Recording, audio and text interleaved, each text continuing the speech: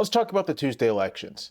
I don't think it was good for Republicans. I don't think it was good. I'm not sure it was good for anybody. As a presidential candidate, Donald Trump has been a phenomenally effective vote getter, capable of turning out millions of otherwise infrequent voters to deliver the White House and Congress to the Republican Party. Happened twice, in 2016 and in 2024. But as president, as party leader in office, Donald Trump has been an albatross around the neck of the Republican Party.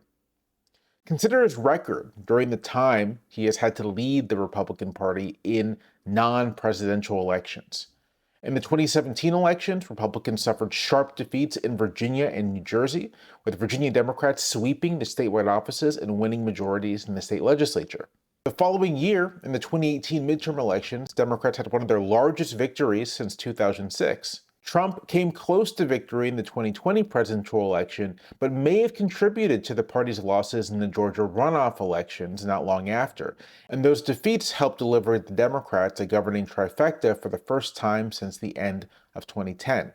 Even 2022, a midterm under President Joe Biden, a Democrat, was less successful than it probably could have been if not for Donald Trump's interventions in the election. His endorsement of MAGA-tinged candidates like Dr. Oz helped deliver Democratic victories in Arizona, Georgia, Nevada, and Pennsylvania. He wins in 2024, but then he brings out all these voters who otherwise don't really vote down ballot. In fact, there's evidence that the ability of Democrats to win Senate seats in Arizona last year is because Trump brought out voters who literally didn't fill out the ballot for other Republican candidates. Tuesday was the first major election since Trump entered the White House for a second time, and although voters across Virginia, New Jersey, and New York City were most concerned with the particulars of their respective states and localities, there was no question that the ballot box this week was an opportunity to register their discontent in a way that might send a message to Washington and the rest of America. In each place, Democrats delivered crushing defeats to their Republican opponents. In the Virginia race for governor, Abigail Spanberger, the Democratic nominee, cruised to victory along with Ghazala Hasmi, the Democratic nominee for lieutenant governor, and Jay Jones, the Democratic nominee for attorney general, who had been mired in scandal for the previous month. In the New Jersey election for governor, Mikey Sherrill delivered an unambiguous defeat to the Republican nominee, Jack Ciattarelli. In the New York City's three-way race for mayor, Zohran Mamdani prevailed over the former governor, Andrew Cuomo, who ran as an independent, and the Republican nominee, Curtis Sliwa. Supporters of the president might poo-poo these results as basically unrepresentative, just blue states voting for blue candidates. This isn't the presidential electorate, they could say. These are different circumstances. There's no surprises. What happened last night was blue states and blue cities voted blue. We all saw that coming. And no one should read too much into last night's election results. Off-year elections are not indicative of what's to come. That's what history teaches us. But both New Jersey and New York City had high turnout for off-year elections. Virginia had a slight increase. In other words, it really is the case that Trump, specifically in his capacity as president, inspires ferocious energy and opposition against him among a large part of the voting public. These results, then, are a marked contrast to the accommodation, capitulation, and outright surrender of prominent individuals and institutions in the face of Trump's demands. They also serve to remind us of what ought to be a fundamental maxim of democracy, that there is no singular people and that there are no permanent majorities. Things can always change. Events matter. As I have stressed again and again, it is a profound mistake to treat the 2024 presidential election as a referendum on the ideological direction of the United States, or as evidence of realignment, or whatever else happens to be your particular hobby horse. Hell, it's not even clear that realignments really exist in a meaningful way. Even coalitions as seemingly durable as the one that made Franklin Roosevelt president 4 times showed signs of strain and fracture within a decade of their arrival. For observers who did understand 2024 as some profound transformation, they thought it showed a shift of young people and Latinos to the Republican Party.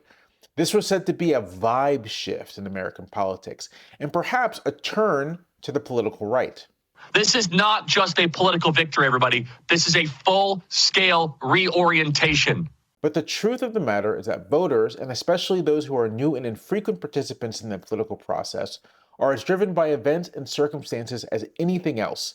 And the key factor last year was voters' reaction to the inflation that plagued Biden's term in office. Americans voted in Trump to lower the cost of living and return the United States to the pre-pandemic political, economic, and to some extent cultural status quo.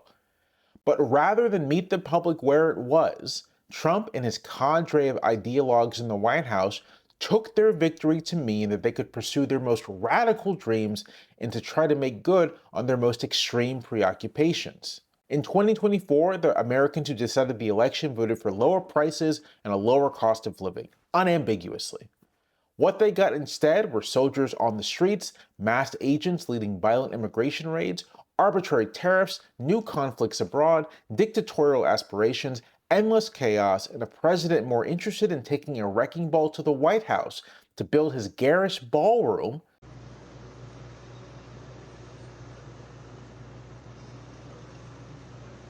than delivering anything of value to the American public. At this moment, in fact, the government has been shut down for more than a month. The House of Representatives has not been in session since the middle of September, and Trump is still talking about defying multiple court orders to restore food assistance to hungry families, even though his own administration said it would partially comply to deliver promised benefits to ordinary Americans. A federal judge said tonight that the administration has to fully fund SNAP. It's the latest in the back and forth, and the Justice Department said they're going to appeal it. What's your message to folks as they work this out in the courts and in Congress as we're heading into Thanksgiving? You want to go with that? Yeah, look, Jackie, it's an absurd ruling because you have a federal judge effectively telling us what we have to do in the midst of a Democrat government shutdown. Both Trump and his administration are less interested in helping ordinary people than they are in fulfilling their idiosyncratic program of austerity, pain, and deprivation. They are all stick and no carrot. It's against this backdrop that voters just went to the polls and cast millions of votes against the president by way of Democratic candidates, moderate and progressive, who stood for both affordability and the nation's most cherished values, who pledged to use their time in office to protect their new constituents from the provocations and assaults coming from the government in Washington.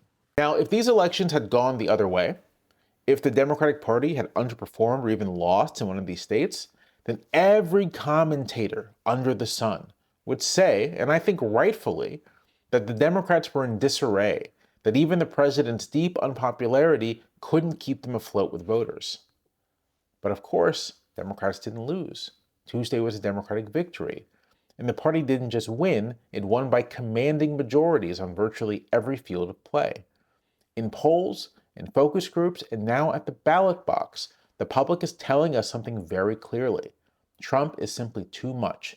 This isn't what they voted for. If this is an opportunity for Democrats to make up lost ground, and I think it is, then it is also a warning to a Republican Party that has tied its entire identity, from top to bottom, to the man from Mar-a-Lago, a man whose time in the political spotlight is very clearly coming to an end.